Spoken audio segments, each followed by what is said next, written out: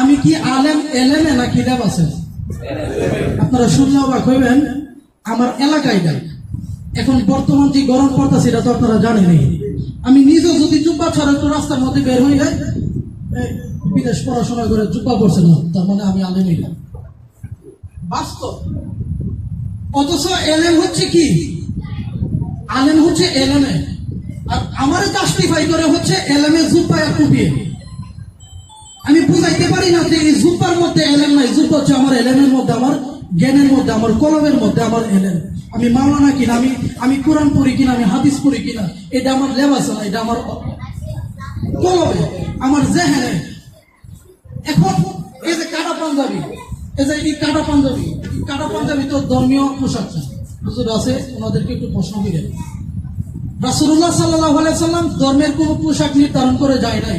এই জুব্বা এটা হচ্ছে ফারহাঙ্গি ইরান, এটা হচ্ছে ফারহাঙ্গি আরব, মানে আরবের সংস্কৃতি হচ্ছে এই পোশাক। এই পোশাককে আমরা বানাই দিয়েছি ধর্মের পোশাক। আমি এই পোশাক পরলাম না মানে আমি আলেম না, মানে লেবাসেই। আচ্ছা, ওই কুফার মধ্যে যখন ইমাম হুসাইনকে যখন দাওয়াত দেওয়া নিয়েছিল, ইমাম হুসাইন সপরিবারে গেছে। যাওয়ার পরে ইমাম হুসাইনের সাথে কি করছে জানেন? এই যে গত মুহররমের 1 তারিখ গেল না, 1 থেকে 10 তারিখ পর্যন্ত নবীর পরিবারের খাবার বন্ধ করে দিয়েছে। আমার মতো মুসলমান, আমার মতো কি জুব্বা। ইমাম হুসাইন কাতরা, ইমাম হুসাইনের পরিবার ছোট ছোট শিশু। আলিয়াসগড়ের রোজার মধ্যে আমি যখন গেছি, বিশ্বাস করেন আমার মানে কলিজা ফাইটা আমার কান্না চলে আসছে। আর এই আলিয়াসগড়ের পর্যন্ত 3 মাসে ইমাম হুসাইন গেছিল ফুরাত নদীর পানিতে। আমি যখন ফুরাতে গেছি, ফুরাত নদীতে, ইরাকে ফুরাত নদীতে যাওয়ার পরে দেখি ওই ফুরাতের পানি মাছে খাইতেছে, পাখি খাইতেছে, পশু খাইতেছে, কিন্তু ওই নাফরমানের বাচ্চারা নবীর আহলে বায়াত, নবীর কলিজা টুকরা ইমাম হুসাইন সে পানি দেয়নি। অথচ আমার মতো মুসলমান ইমাম হুসাইনকে যখন পানি দেয় নাই, 7 দিন পরে ইমাম হুসাইনের চাচাতো ভাই আবুল ফজল আব্বাস, বুঝতে পেরেছেন আপনারা? ওই কারবালায় ওই আব্বাসের রোজা তো আমি গেছি। এই আব্বাস যখন শিশু আলিয়াসগড় যখন কাতরাইতেছে, একদম দুধের শিশু, দুধও পাইতেছে না, মানে পানি না পাইলে শরীরে তো এনার্জি নাই। আব্বাস গিয়া বলতেছে, হে হুসাইন আমাকে অনুমতি দেন, ফুরাত থেকে পানি নিয়ে আসি। তখন ইমাম হুসাইন বলতেছে, আব্বাস তারা তোমাকে পানি দিবে না, তারা কি করবে না, পানি দিবে না। তারপর আব্বাস গেছিল। আব্বাস গিয়ে বলতেছে, হে ইজিপ্ট সেনারা, তোরাই তো মুসলমান, আমাদেরকে দাওয়াত দিয়ে আনছিস, আমরা তো এমনি আসি নাই, দে একটু পানি দেয় নাই। তিনি একটা চামড়ার ব্যাগ দিয়া ফুরাত থেকে পানি নিয়েছিলেন আব্বাস। আব্বাস পানি নিয়ে যখন আসবে নবীর আহলে বাইতের কাছে, ওই আব্বাসের হাতটা কুপিয়া কাইটা দিছিল ইজিদের দুশমনের। এজন্যই তো কবি বলে, এজিদ শয়তানেরা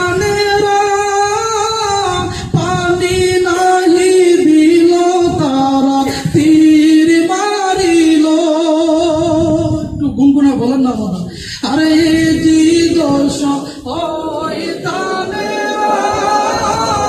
পানি নাহি দিল, তারা তীর মারিল।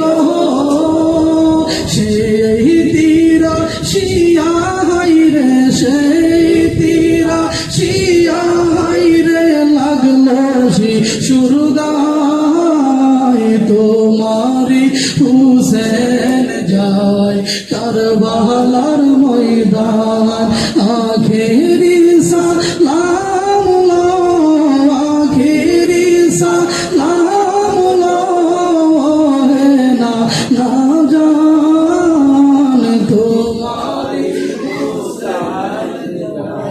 কারবালার ময়দান, তোমারি হুসেন যায় কারবালার ময়দান। ইমাম হুসেন দুধের শিশু ফুলে লয়া, ফুরাত নদীর কিনারে যায়। এক বিন্দু পানি দিয়া, এক বিন্দু পানি দিয়া শিশুর প্রাণ বাঁচা। তোমারি হুসেন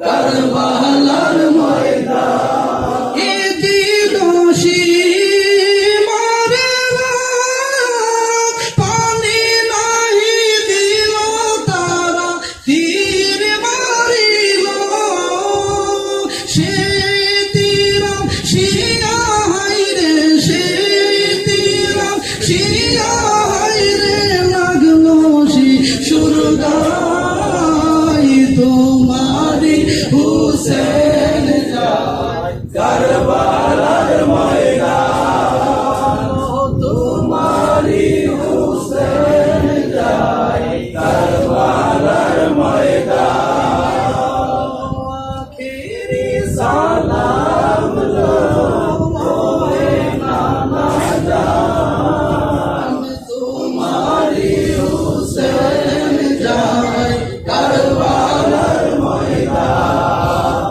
সেই কারবালার দিনটাই ছিল আজকে ওই দিনে শুক্রবার ছিল কি বার ছিল ঠিক আজকে তথা গতকালকের বর্ণনা দিয়েছিলাম তখন আবুল ফজল আব্বাস তার হাতটা কি করছিল বলেন না যেই নবীর পরিবারের জন্য পানি বন্ধ করে দিছে আল্লাহ বলছে ওগো হাবিব গোটা দুনিয়াই বানাইছিলাম আমি আপনি নবীর জন্য সুবহানাল্লাহ ওগো হাবিব গোটা দুনিয়ার রহমতই বানাইছিলাম আপনার হাবিব আপনার আহলে বাইতের জন্য অথচ সবাই পানি পায় সেই আহলে বাইত পানি পায় তাদেরকে দিয়েছিল কিন্তু কি দিয়া দাওয়াত দিয়া।